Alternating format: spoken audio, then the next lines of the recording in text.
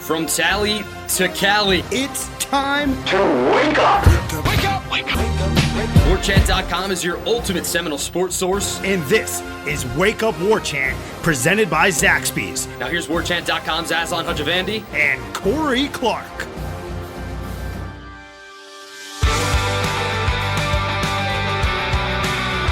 Wake up! What up, everybody? It's Wake Up War Chant, presented by Zaxby's. I'm Aslan. Corey's here as well. Follow us on social media. Wake Up War Chant, all one word on the Twitter machine. Corey is Corey with an E _ Clark. Be sure to also follow War Chant. It's just one word, War Chant. Subscribe to the YouTube channel as well. That's free of charge. Corey, how are you, friend? I'm good, buddy. How are you doing? You have a good weekend? Nice hot weekend? Yeah, man. So shout out to the big dog, Enol, who tweeted at us, hashtag, well, first off, he did the chicken emoji, and then hashtag straight up Zaxon on a Sunday afternoon with the Sensation sandwich from Zaxby supporting the Wake Up War Chant and War Chant crew. So I think he liked it. He even put a nice little caption on the photo. He put hashtag sensational over the photo of the sandwich.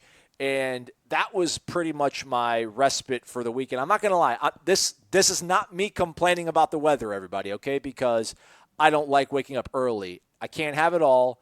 I'll deal with the weather. I'm born and raised in Florida. I know what happens in August.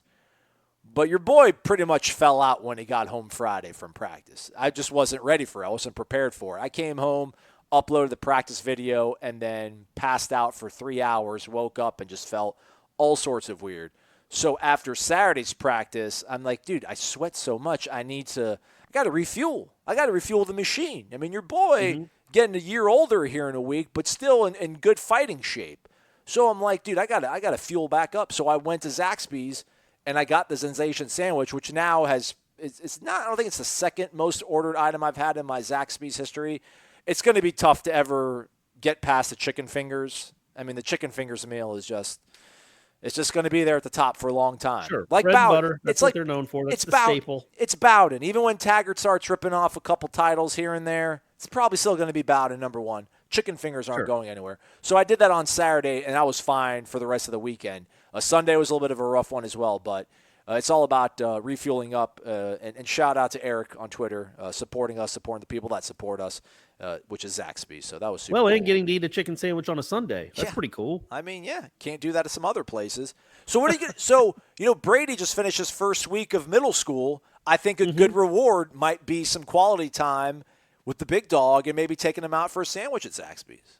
Could be. We got a Zaxby's right near the house up here, so I might do that. And Brady had a practice on Sunday, and it was pretty remarkable how hot it was, even up here. But I know it's not even it's like 10 degrees cooler up here in Atlanta than it is in Tallahassee. Like I did that story for whenever it was, Saturday, I think, about the heat index when they were practicing was 107 or was expected to be 107. It was going to, the feels like temperature. Is that the same thing as the heat index? I don't think so. It's somewhat similar. I'll check it. You finish your story. I'll see if I can do some meteorological research. So the feels like temperature that I saw for Tallahassee was 107 degrees for when Florida State practiced on Saturday. Meanwhile, those cats up in Boise, up by, I assume Mount Rushmore is somewhere near there. I mean, I know it's in one of the Dakotas maybe, but still it's up there in that part of the world. You can drive 100 on the highway. It's the great Northwest. There's nobody there, just bears and salmon. So just have fun out there, drive 100. But anyway, and maybe you'll run into Mount Rushmore. But in Boise for that Saturday, even though the temperature was said to be 86, the feels like temperature was 80. So you got to think, right, that Florida State will have an advantage for practicing in the afternoon. And then next week, after they get back from IMG, they're going to be practicing at night in Tallahassee in the humidity. That's got to be an advantage come Jacksonville in late August, right? Absolutely. I don't want to put too much stock into it because there's all sorts of teams that practice in the Southeast, Alabama, Mississippi, Florida, which in Georgia, obviously, I think we all have a fairly similar climate. I know you're talking about it might be 10 degrees cooler in Georgia, but it's still brutal. It's still really, really hot and crazy hot, yeah. I think in week one, like mental strength also gets tested, and I think it becomes like a physical thing. I think like the endurance, the heat, the elements. I think there has to be there's definitely an edge for Florida State. I don't want to give too much. I don't want to give too much, put too much stock into it. But for sure, man, when it's the fourth quarter and things are wearing down and it's a sluggish game and it's a slugfest, et cetera, et cetera. I mean, the fact that Florida State's out there on a Sunday at 2:37 p.m. when the heat index, which also, according to weather.gov, the National Weather Service, the heat index, also known as the apparent temperature, is what the temperature feels like to the human body when relative humidity is combined with the air temperature. So you were right, Corey. They are synonymous terms. Good. All right, good. So there has to be something to where you're repping and Odell is yelling at you, hip, hands, and feet, hip, hands, and feet. And it's the fourth quarter against a guy from Idaho. And, you'll have that extra oomph that's going to matter. You just can't replicate it. Like you can't. And obviously it doesn't mean anything. It doesn't mean that Florida State's going to win. But we've all seen teams that come into Tallahassee or come into Florida. And the one that always comes to mind, and now I'm going back, 28 years ago. Okay. But when Florida State was number one in the country in 91, they played a really good Syracuse team in Tallahassee right after they beat Michigan in the Big House. The next week was like the number 9 team in the country, Syracuse. And I think they were down at the half because Quadri Ismail is really good. Oh, yeah. And then the missile. Rocket Ismail's brother, the missile. Yeah. And then Syracuse just melted. Like it rained a little bit and it became like we all know what it is like in Tallahassee in September after a rain when it just becomes a sauna. And Syracuse just literally melted off. Well, not literally. They figuratively melted off the field. And Florida State won, blew them out. And that can happen. I mean, it gets really, really hot in Jacksonville. And if those guys aren't ready for it, you remember BYU, maybe Jimbo's second or third year, came to Tallahassee and they lost 31. I mean, they weren't any good anyway, but they couldn't handle the heat either. Like, it's just different. And I just don't know that if it's in the fourth quarter and they're asking their offensive linemen or their defensive linemen to play 70 or 80 snaps, that by 8 minutes left in the fourth quarter, those guys aren't just wilting away. Yeah, that's hopefully the prevailing wisdom that factors into the game. I don't have to go. I remember 2003, I think it was, when Colorado came to town. When they had Jeremy Bloom, the Olympic skier. Yeah. I remember Florida State I want to say they didn't wear their whites, but I'm pretty sure they did something to make Colorado wear their black jerseys. And, they wilted. Ralphie was there. I think Ralphie came. Was Ralphie there? Ralphie might have come to the one in Jacksonville. Didn't they play Colorado in Jacksonville too? Yeah, they did. That game was 08 maybe. Ugly. That was just an ugly game. Yeah. Well, yeah. Well, the one before that in 2007 out there in Boulder was a really ugly game, like 16-6. Yeah. But yeah, I remember a lot of ugly games around that time of the Bowden tenure. Yeah, but no, I remember 2003. Weather definitely became a factor. So. Hard to imagine that it won't replicate itself somehow when history, rolls around there in Jacksonville against Boise State on August 31st, Saturday. By the way, if you're going to the game, get out there again a day early, Friday, August 30th. Surf for the Bar, Jacksonville Beach, the official kickoff party for the 2019 season. It's co-sponsored, co-hosted by the Florida State University Alumni Association and the Jacksonville Alumni Club. Check it out, Seminoles.com/kickoff 2019. Seminoles.com/kickoff 2019 to get tickets to the event. We'll all be there. Gene, Ira, Michael Langston, Corey, myself. It'll be a fun time. We might, we might be doing a show, or at least a portion of the show. Yeah, we might actually. Wake up! It'll be like, you'll get to see us. You'll get to see the magic as it happens. Yeah, it'll be great. It's gonna be awesome. It's gonna be fantastic. Come out to the coast, have a couple laughs. But, yeah, so I think everybody's taking quite well to the heat. I think there's 2 players on Friday who lost their lunch within the first, 20, 30 minutes of it. But otherwise, they seem to be holding up fine. And they got those coolers, those meat lockers. So they have those 53-foot trailers, which people think are like storage lockers. But they're the kind of trailer you would see being towed by like a semi-truck on the interstate. But it's just like a meat locker. It's refrigerated. Like you walk into it, it's nice and cool, so you can go in there and relax. But, I mean, it's funny. Like you went in total dad mode Friday when we were leaving practice. You're like, dude, I really hope the training staff's, keeping their heads up and their eyes peeled for, guys, this is really intense for the weather. I'm like, yeah, they'll be fine. They'll be fine. But it is. It was for the people, we got people that listen to this all over the country, and I get it. It's hot everywhere. And maybe people say this in other parts. I'm sure they do, like in Houston or Louisiana or even in Georgia, that it's a different kind of heat. Man, Friday and Saturday, I wasn't out there Sunday, so you can attest to that. That's a crazy heat. It's just not normal. It's not right. It's not normal. And I mean, I said it felt like 108, and it's a wet, grimy, gross, sweaty heat. It's really, you wonder. I don't understand why more people didn't die playing football in the 60s. Yeah. Of overheating. I don't understand it because there's no water breaks back then. They were like, oh, you can have water when we're done. Water's for babies. Right. Get back in there and do it. Now they're over the top with the water, which is what you have to be, because it is dangerous. I mean, you're doing strenuous physical activity in the hottest part of the day when it's 107, 108 degrees. So you've got, as a training staff, you've got to know what you're doing, and you've got to be comfortable knowing what you're doing. And you better tell all those kids, which I'm sure they've done, tell all those kids, here are the warning signs. You have to let us know, because it gets really hot, but at the same time, you got to practice football. Yeah. And it's not like it's cool at 9 a.m. It's cooler, but it still feels like it's over 90. It's still dangerous. So it's this time of the year, man. Football, it's weird that half of football season is played when it's beautiful and then when it's snowy, but the first half is played when it's really hot, and all the preseason practice is when it's excruciating. So, here's to them, coming out of it healthy and happy. Yeah. So you talked about it's football. They have to endure this. They have to play it. Part of football also is being physical, and things. I don't want to get too dramatic on it, but Friday obviously didn't get off to a really good start for Florida State. Marvin Wilson went down. I'm thinking on pretty much the very first rep of the opening salvo of the practice. They weren't doing knoll drill.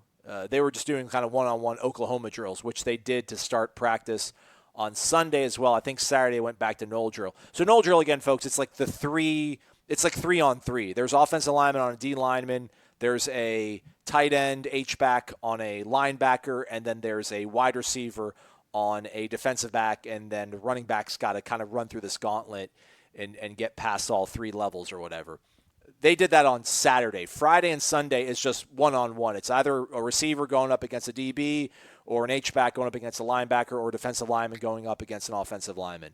And I didn't get to see it. And the way they kind of line up, and they're not doing it intentionally, but the way they pretty much line up to do that drill, everyone's kind of surrounding the players going at it, so you really can't see what's going on for a large part of it. You would notice that if you watch the videos on warchant.com and on YouTube as well. But I think it was one of the first ones. Marvin went down. He stayed down for quite a bit. Eventually was helped up to his feet. He walked off on his own power. Willie said on Sunday, we weren't able to speak to him on Saturday, but on Sunday basically said that it's they're going to be cautious with it, but there's no timetable. But he didn't sound too panicked.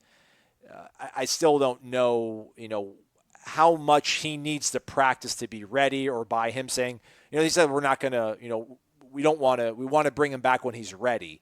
So I don't know what that, I don't know if that means is 3 weeks going to be enough for him to be ready. You could parse a lot into it, but obviously not the way you want sort of the second week of camp to start off with a guy like Marvin going down. No, but at the same time, so the weird thing is, I don't even know if he took part in that drill. I know it was the very first. I know it was right after the very first drill. It was him and Babion, or it was someone in Babion, and then the next thing you know, Marvin's down on the ground outside the circle, getting looked at with his hands on his head, as they look at his knee, and so we can deduce that he was part of the. It was part of the essentially the Oklahoma drill or the one-on-one drill. But we don't know for sure. So that's just a deduction because, hey, there was a drill. Then a moment later, he's out on the field. He's down on the field outside it. But anyway, the point of that is it really doesn't matter. He could have done it jogging over there. But it could have been so much worse. Like when you're looking, literally it was right after the first drill. You look off to the side and you're like, oh, there's someone down. Who's that? Oh, it's 21. Yeah. It's like the best player on the team. That's probably not the and they're looking at his knee. They're not looking at his ankle. They're not looking at his foot. It's not a cramp, obviously, because practice just started. They're looking right at his knee. That's really scary if you're a Florida State fan to think about that. So if it's just a sprain, which they say it is, what would be the point in rushing him back? I know Willie says the same thing about Terry. like you want to rush them back. The only thing I think you rush them back, not even rush them back, but you want to get them back at least hopefully in the next week and a half, because you want to get them acclimated to being in game shape more than anything, because you want those dudes to play a lot, especially Terry, because apparently he's the gunner too. So he plays 100 snaps a game. But when you think about what it could have been, and the fact that it's not a torn ACL, the fact that he has been seen out at practice, not going through drills or anything, but he's out. And that was the thing, like when it happened that Friday, once because if you can envision it, he's laying on his back, and then the trainer Jake and another trainer, assistant trainer, grab him by both hands and pull him up. But if you think about where he was on his back and having to be pulled up, well, that's a lot of pressure on his knee. Like that's some weight on his knee he's having to use to lift himself up. There's no way you do that if you fear it's an ACL, right? I don't know if you get a cart, but you're not like, hey, let's yank him up and see if he can put all this weight on his knee. And then he walked off by himself. And then the next day he walked in with just one crutch and a brace on his knee. So it certainly wouldn't appear like it's an ACL. And I don't think it's like the Derwin injury. You know what I mean? Like, yeah, the meniscus. Hey, Derwin hurt his knee in this blowout game. He should be back in a month or 6 weeks. Well, he's still not ready. I don't think it's that. I think, I don't have any inside knowledge, but I don't expect him to miss. I don't think this is something that threatens the season. Well, let's hope not. Let's actually play Willie's response when we asked him about Marvin's health from Sunday. He's Marvin be all right. He tweaked his knee a little bit, and we're just being a little precautious with him, and he's walking, and he'll be fine. Do you have a timetable for his return? No, not really. Again, we're gonna be smart about it and get him back when he's healthy, but it give us an opportunity to get some younger guys in there and get rep and continue to develop them as well. See, I don't know, man. The whole "we'll get him back when he's healthy" thing. But he also said he's fine. He'll be fine. Well, I think. I guess he could be dismissive. He could be being dismissive, like it's not you don't need to know. But I don't think Willie's that guy, man. I know what we had here before him. I don't think Willie's the guy that says, yeah, he'll be fine. It's nothing major. When it's actually something really major, I just don't think he's that guy. No, what would even be the point of it? No, I'm not saying that. I think by he's fine, it's like he didn't tear the knee. Like he's not going to miss the season. He's not going to miss 3 months. I do think like we're not going to bring him back till he's healthy. Is like I think Boise State game. I think is the coin flip. Like I don't think to me that doesn't sound like he'll be fine for the Boise State game. To me, it just sounded like we'll get him back this season and he'll be fine. I don't know. I don't know if that's maybe the skeptic in me, and I hate to sit here and like parse his tone and all that kind of stuff. But yeah, I mean, when I kind of heard that and his sort of like his facial expression when he was talking about it, I'm just like, all right, well, it's probably on the table that he might miss a week or so of the season. Because I mean, if he doesn't play Boise, then you probably sit him for week 2 as well. And I hate to sit here and speculate on this stuff, but I would think. Like, if you don't want to rush him back for the Boise State game, which you do want to rush him back if you're that coaching staff because you realize how big of a game that is and how important he is to your success. But, like, if you sit him for that Boise State game, then you probably sit him for, Monroe, and then you bring him back week 3. But that's, I mean, sure. But, I mean, you really want him for Boise State. Absolutely. Absolutely. This coach, we've talked about it a lot. This coaching staff certainly understands how important that game is, and you want to play them with your best player. So, again, it's also August – what is it, August 12th? As you're listening to this, folks, it is August 12th. It's August 11th as we record it. And he got injured on August 9th. Right. So you're looking at 22 days of recovery for a sprained knee, which is what we think it is. I mean, it's not a tear in his knee, so I guess it's a sprain. You got to think like that's I mean, I can't even speculate. No. I'm not a doctor, folks. Did you say it Holiday Inn Express? I'm not as skeptical. I think he'll be back for Boise. Okay. Well, I hope so. The front looks really intimidating and quite stout. This whole 3-4 thing is going to take some getting used to for me. But I mean, when you do think and you look at what Durden's kind of bringing to the table, obviously Robert Cooper. Talked about, he realizes his role in this defense and he's totally fine with that. I mean, he basically said, admitted that his Saturdays are going to suck. He's just going to be taking on double teams all day long and not getting a lot of notice and a lot of praise from, people in the stands and the people at ESPN and things like that. But he's going to be important to the overall success of that defense. But, when Marvin's healthy and Corey and Marvin Wilson are going strong, and then you've got, it looks like right now Dontavius, Lars Woodby, your inside linebackers on the outside. Leonard Warner and then probably Amari Gaynor. That can do something for you. Cooper, you assume is going to take up a double team. They're going to have to pick their poison with – you'll probably have to double team Marvin as well. And if Durden can wreak havoc, then that's going to open up a lot of things for these linebackers, which, wasn't a strong suit from last season. But you would think, like Dontavius, if you ask him to run into the hole and make a hit, he can do that. He's maybe not the best guy in space and coverage.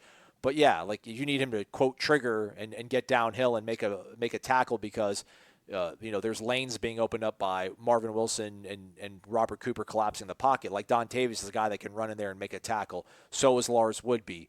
Amari Gaynor is a guy that can come off the edge and pressure. And Leonard Warner seems to kind of be a nice little balance between both those skill sets. So obviously Marvin's health was a huge thing. I think in his absence, Cedric Wood was getting increased reps at that sort of defensive end spot within the 3-4. Which that'd be kind of a cool thing to see. Cedric would finally get some action. Local kid from Tallahassee, Godby High School, kind of finally turn things on and get some contributions for the defense. But obviously Marvin's your best guy. But I like the way the defense is looking right now, all things considered, Corey. Yeah, and I do think, man, it is going to be different with a 3-4. Though, when you think about, Cooper, if he's taking on 2 blocks, and then you got to imagine that they're going to, at least some of the time, double 21. 16, Durden's a good player, man. I think he has a chance to be really good. If he keeps improving, I think he could be a potential NFL talent. Obviously, we know Marvin is. That could be a pretty stout, like you said, a pretty stout defensive line. It's just a matter, really, when it comes to an offense or defense like this, how the linebackers and the defensive linemen work in concert. Can they, if Cooper does his job and Marvin does his job, even if they're not making the tackles, you should be tackling guys at the line of scrimmage because there's nobody to block the linebacker. They should be running pretty free on running plays. So it's a matter of picking the right hole. It's a matter of making plays. And, none of these really linebackers other than Jackson have made plays at this level. So you got to hope that they can learn on the fly and start doing that and get some confidence. But there will be plays to be made for that linebacking crew because if they're healthy up front, if those 3 guys can stay, and I know one of them already isn't, but if they can be somewhat to mostly healthy throughout the season, man, the linebackers should be freed up to make a lot of plays because Durden, Cooper, and Marvin Wilson are really going to be tough to block. It's 1,000. They're probably close to 1,000 pounds between the 3 of them. Yeah, it's a lot of man. It's a big lot of. It's a mass of humanity. By the way, Robert Cooper said on, was it Saturday that we talked to him? Yes. That we think he's down to what, 340? He said he's lost 40 pounds since he got here, so probably 335, 340. Yeah. And he said it's the lowest he's been. It's the lightest he's been since the 8th grade. 7th grade, I thought he said. But still. And then he came back and said, okay. 7th or 8th grade. Middle school, let's put it that way. Yeah. That is, imagine, my son's a 6th grader. I can't imagine him walking down the hall and running into Robert Cooper. That's crazy. It is. So, anyway, he says he's eating better. He's cut out some stuff from his diet, but he wouldn't go into detail. Yeah. Hey, let's take a quick break. We'll be right back after this. It's Wake Up War Chant presented by Zaxby. This is cool. If some is good, then the more is better. We have another sponsor who knows just how many FSU fans are out there and how many of you folks turn to this program, and we do appreciate it. For nearly 20 years, Birch Orthodontics has been providing world-class orthodontic care right here in Tallahassee, and they've been doing it with the kind of down-home customer service that keeps all of their clients smiling. Whether you or your loved one needs braces or Invisalign treatments, Dr. Heather Birch and her staff are trained in all of the latest techniques. And the best part, they include you in every step of the decision-making process. They'll work with you to craft the perfect treatment plan and payment options to suit your needs. So if you're looking for family-friendly orthodontic care in a comfortable, stress-free environment, Birch Orthodontics isn't your best choice, it's your only choice. Visit www.birchorthodontics.com. That's BURCH orthodontics.com for more information and to set up your free consultation, or you can call the office directly at 850-877-1692, 850-877-1692. Again, shout out to Dr. Heather Birch Orthodontics, hopping aboard here with Wake Up War Chant, sponsoring segments and whatnot. We're not taking. This doesn't mean Seminole Headlines is going anywhere, right, Corey? Seminole Headlines is alive and well. No, it just means that Heather Birch really likes me.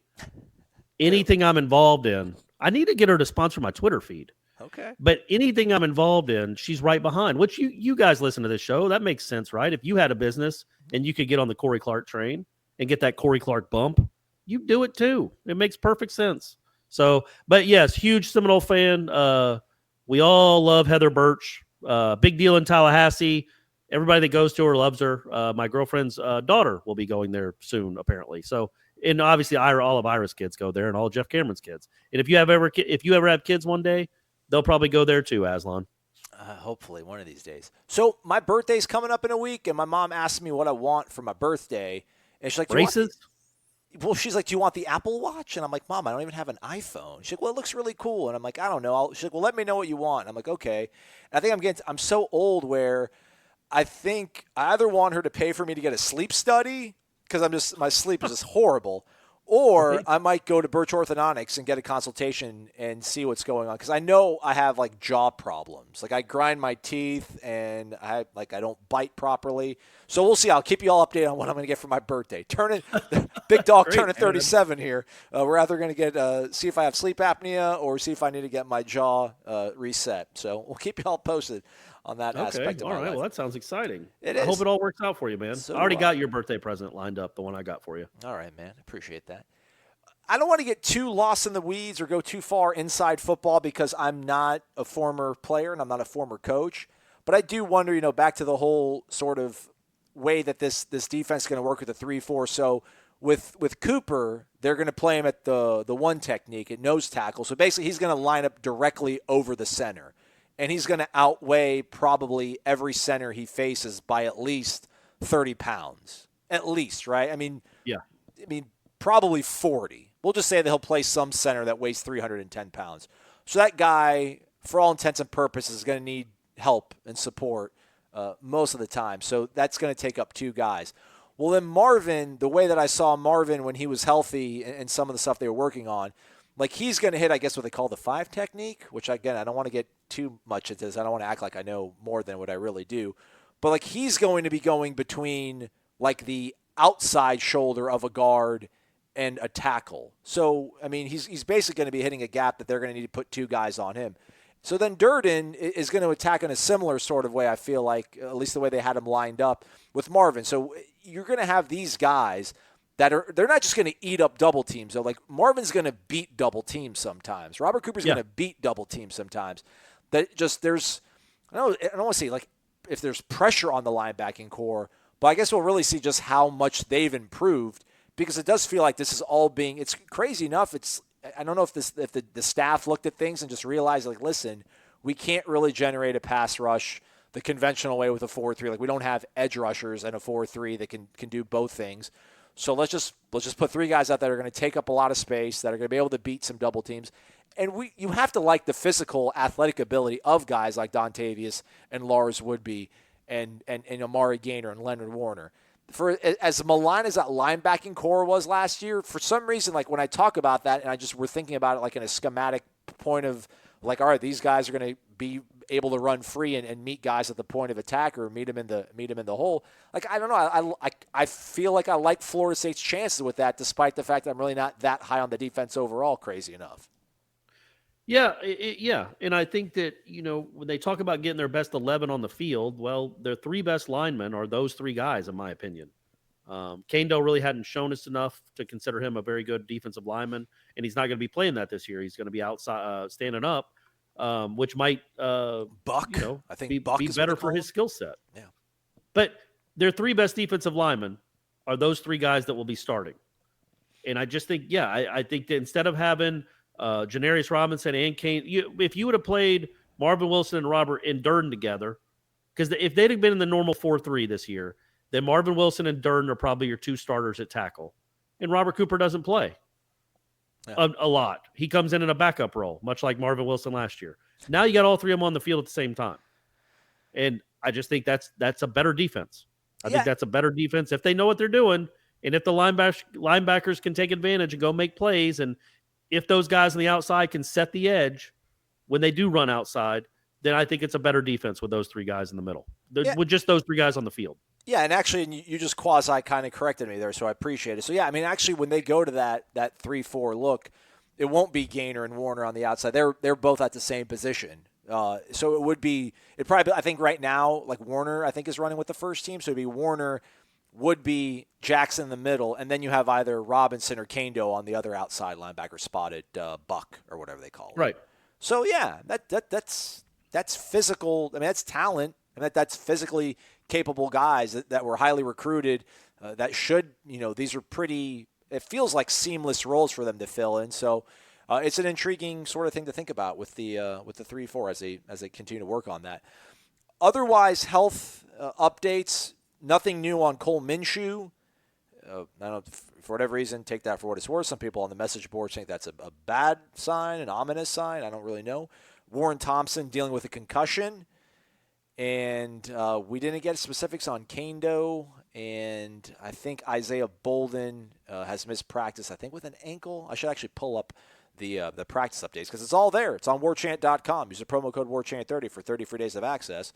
Everything you need to know is right there. I'm not usually going to read all this, but, Ira's there, and he posts all of it on the message board, so why not go there and, get filled in on the injury update stuff as I'm sorting through all this and, scrolling down. Golly, why does it keep bouncing me all around? All these banners. Stop talking. Well, he wrote a lot, too. He did. Yeah, he's the man. He got after it. Isaiah Bolden was a hamstring. I apologize. Hamstring, Christian Meadows, shoulder. Looks like he, according to Willie, re-aggravated the shoulder. He missed spring with that, so that's not a good sign for him. But he's a young guy. He'll get right someday, and I'm sure he'll be fine. Also noteworthy, but not injury-related wise, they added somebody to the tribe. DeAnthony McGriff, we think it's going to be as a grad transfer, was recruited to USF by Willie, was at FAU and was actually coached by Bryles last year. Tallahassee native, running back. So, another sort of piece of the puzzle, if you will, I guess, being added. So, all hands on deck. Is he a running back or a receiver? His bio at FAU, I'm pretty sure, listed him as a running back. I will double check. I'll pull it up right now. But I think he might be like H-back kind of guy or whatever. Yeah, I mean, look, if he's the kid that I thought he was on Saturday, there was a kid that was just standing around, like kind of in a jersey but watching. Okay. He was with the receivers. Okay. So he might. I mean, but that's the thing with him is I think he's one of those guys that will use him that will use him as we see fit, kind of thing. Like he's a guy that can play multiple positions. Might be a running back, might be a wide receiver, might be, like you said, H-back, tight end kind of guy. See where he fits in. But again, I don't know what you're expecting from an FAU transfer, a grad transfer, a senior. We think local kid. I think he went to Lincoln, but it's always nice to have backups, man. It's always nice to have depth. Went to Leon. He went to Leon, man. Don't discount the Lions. Sorry. Don't discount the Lions, brother. Apparently he's related to Tamrick Vanover. That's pretty cool. That's good blood. He was good at Florida State. I remember him. He was quite good. But, yeah, he's listed on his FAU bio at 6'1", 215, and a running back. He actually was at Iowa Western. So that's one of the schools that played my boy, Jason Brown, and the Independence Pirates, and Last Chance U, Iowa Western. I'm almost positive that's where Derwin Kitchen went to school before he finally got to Florida State. Look at that. All right. Was Iowa Western. The great Derwin Kitchen. The great Derwin Kitchen. Otherwise, you looking that up? Okay, is that what I am? I'm just your valet. I thought there was a pause, so it sounded like you were looking something up. No, I was going to figure. How come Derwin? You Googled Derwin Kitchen, he comes up FloridaGators.com roster. What's that? Yeah, that was his first school. Was it? I knew. I think he was a part of the class. Would he have been a part of the class, the Horford Noah class? Oh gosh, is he that old? You're never gonna let me. I know he signed out of high school with Florida. Then I don't think qualified academically. Went to St. John's. And then they said his transcripts didn't work either. So that's when he went to JUCO and played 2 years at JUCO and then got to Florida State. If you remember, even at Florida State, he had to wait I know his first year he had to wait like 9 or 10 games before they finally said he was eligible. He was good, man. I liked old Derwin. I miss old Derwin. Yeah. He's having a good life. Yeah, look at that. 2004, 2005, he was a freshman at Florida. So was Joaquin Noah and all those guys. Horford. Man, that's crazy. Corey Brewer. Yeah. Gosh, how did they figure that out? Like, how did Billy Donovan do I mean, that? they got lucky. I mean, part of that's luck. Like, one of those or two of those guys weren't, like, highly recruited, and they just turned into awesome guys, like really good players that nobody really knew.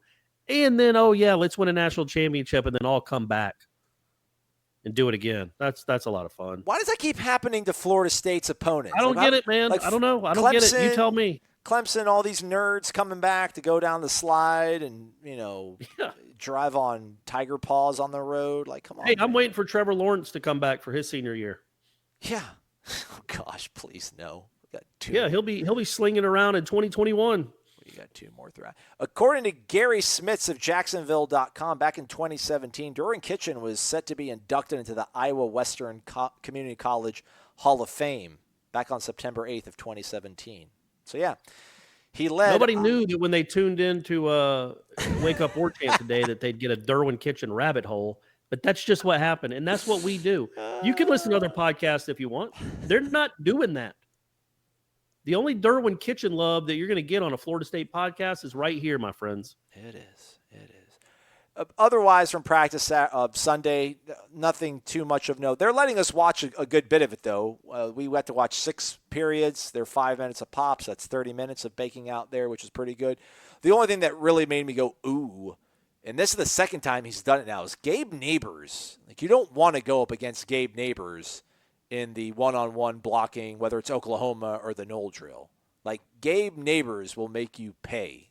He will get you familiar with the grass at the practice field. He put a freshman linebacker right on his rear end, and there was a whole lot of hooping and hollering around him. So Neighbors a physical dude, man. He's a physical guy. Valdosta, right? Or Lowndes? Yeah. He's from one of those good programs. Yeah, I think he's a Lowndes kid. I'm looking that up. You're not the only one that can go down the wormholes. Look it up. Hahira. Yeah. Is that how you pronounce it? Hahira? Same hometown as J.D. Drew. All right. As well as old Gerald Posey, right? Isn't Gerald Posey from Hira? No, he's from Leesburg. Okay. I'm sorry. But Stephen Drew is also from Hahira. Okay. Sorry about that, everybody, in the 229. Yeah, he went to Lowndes. So, yeah, they're – I don't know. We'll see, man. There's been more optimistic stuff happening at practice than stuff that makes you roll your eyes. That's for sure. I mean, it just everything seems to be moving at a crisp sort of pace. I was talking to Ira about it. The quarterbacks last year, when they would go into like the final period of individual work before they'd kick us out and get into team, it was just always like DeAndre, James, and Nolan McDonald, and Alex Elisami and whoever else is at quarterback, basically just in the middle of the field, throwing balls to the receivers that were running their routes, and just it was the same kind of rinse and repeat thing. But with Kendall, they're working off every different hash, center of the field, and it's not just like James sits there and just throws from the center. Like James will take one rep from the center of the field, and then he'll move to the left hash. And then Hornibrook will be at the right hash, and then he'll move to the left hash, and then move to the center of the field. So it's just like a constant state of movement, like a busy beehive. It's a beautiful thing. But just little things like that you see that you realize they weren't doing last year. And it makes sense because – you're not running every snap from the center of the field. And this isn't to say that they weren't doing that at some point in the practice, but what we were able to watch, we didn't see that. And the other things that we've mentioned throughout the last week and a half of what we've seen at practice, it just feels like there's a more deliberate sort of pace and objective to every single drill they're running, which ultimately is what you want to get out of practice. So I've been extremely encouraged. They'll be going down to IMG Academy on Tuesday. They're taking the day off today for travel. We might take it off as well. We might not have a show for you folks on Tuesday, but if there's some reason that we do, it'll be here waiting for you. Otherwise, we'll be back on Wednesday. We'll post a thread on the Tribal Council for Renegade Express. Folks, leave your questions. We'll answer them. Maybe you might have to end up doing a chat, Corey, since we'll be down in Bradenton, myself and Ira. Maybe you'll have to do one of those ask I me could anything. do that. I mean, things. I feel like you guys are going to be the ones that are down there, though, watching things. So it might make more sense for you guys to do the chat. But I'm always up for a chat. You know that. Yeah, and by the way, folks, just so you know, Aslan will be traveling later today on Monday Yes. to get down to Bradenton. So if we don't do a show, that would be the main reason is travel. And then also they're off, so there won't be anything new to report or really talk about. I guess we could keep talking about Derwin Kitchen. Okay. I'll look up, maybe just read some of his bio, some of his best games, like the box scores. See who else went into the Iowa Western Community College Hall of Fame with him back on that fateful day in September 8th of 2017. Yeah, there you go. We'll see. Yeah, exactly. I'm sure it's a who's who. Yeah. So who's who of great American athletes. So anyway, good to know that I think Derwin might still be playing professionally overseas. Just I just wish he'd have gotten a shot up a couple of times against old VCU. Yeah. Just get the shot off, Derwin. Just get it off, buddy. Man. But anyway, really good player. I miss him. He played in Israel, Greece, Serbia, France, and Turkey. Yeah. Making money, making some scratch. Jacksonville's finest, doing what he does. Yeah, I mean, all those guys. Chris Singleton does too. He's still playing overseas. Anybody that you can think of, really, over the last 8 or 10 years that played at Florida State that was just even sort of good is probably still out overseas making money somewhere, which is a good selling point to recruits. Come here, you'll make money playing pro basketball. That's a true thing. So, Corey, how did you grade the practice? I talked about how I like it. So after a week and change of preseason camp, do you feel better, as good, Yeah. or? Absolutely. You touched on it, but there's a rhyme and a reason to everything that Bryles does, and you can just tell it. And look, man, this is going to sound like a shot at Willie. I guess it is a shot. I don't know. Bryles might. I don't know if he's a genius, but he is an advanced offensive mind. He is a better offensive mind than Willie Taggart. That does not mean he's a better football coach than Willie Taggart. Willie Taggart. It's like saying Kendall Bryles is a better offensive mind than Dabo and Nick Saban. There's no shame in that. What Willie, you hope Willie figures out, and what this becomes is where he's the CEO type guy. He's the delegator. He's the Dabo. And he's got a great offensive mind that certainly when you look at paper and what he's done in his career, and then what we've seen through a spring and 2 weeks of practices, you really have confidence in Kendall Bryles. You just do. He exudes confidence. And let me put it another way, even if we don't want to compare Willie to Kendall Bryles, just compare the offensive staff last year to the offensive staff this year. When you watch these practices, you understand. I don't want to say how hamstrung they were last year, but how much better they are this year. Last year you had a head coach, an OC, and an offensive line coach that had never worked together. And the head coach was the guy calling plays. But the offensive coordinator was the one that was helping install the offense. He was also the QB's coach. And then the offensive line coach was trying to work with both of them and never worked with either one of them. Now you've got the offense, the what do you call the principles, the play calling, the game plans each week, what they're trying to get accomplished in practice. It's Kendall Bryles and Randy Clements know exactly what they want. Kendall Bryles knows there's not as many chefs in the kitchen. But even if there were, the chefs are all making the same meal. They're working together. One's doing cutting up the shrimp. The other one's cutting up whatever else goes into a gumbo. Sausage, maybe? No one cuts up shrimp. But you got to cut off you got to peel shrimp. Sorry. It's better point. You got to peel the shrimp. Somebody else is cutting up the andouille. You got to get that andouille in there. Maybe throw some crawfish in there, some rice. Anyway, they're all working together a lot better in my mind. And also with Dugans, that, to me, is a pretty significant upgrade. Everything looks better. Understood. Until they play and start winning games, none of what we say matters. But I'm telling you, watching it at practice, it just looks different. And I think that the offense can't help but be better because it's going to be coached better, and the coaches are going to work better together. If Willie can be hands-off, which I think he can, he's paying this guy $1 million a year, and Willie's going to be one of those CEO Dabo type coaches, I think it has a chance, man. I do. I think it has a chance to be a nice offensive staff for a couple of years until Kendall gets a head coaching job. Only got to wait 29 more days, I think, right? No. Yeah. No, 19. What am I talking about, 29? 19 more days. That's right, buddy. 19 more days, and we'll be in Jacksonville watching Keyshawn Helton call for a fair catch on the opening kickoff. And that's just going to springboard this whole bad boy. We'll remember it. We're looking back at it fondly. All right, folks. Likely, again, we'll be back probably Wednesday. It's a travel day for me, going down to Bradenton, going to hang out the Knolls. They're not even practicing as you're listening to this podcast. So, but we definitely will be back on Wednesday. He's Corey. I'm Aslan. Thanks so much for listening to Wake Up War Chant presented by Zaxby's.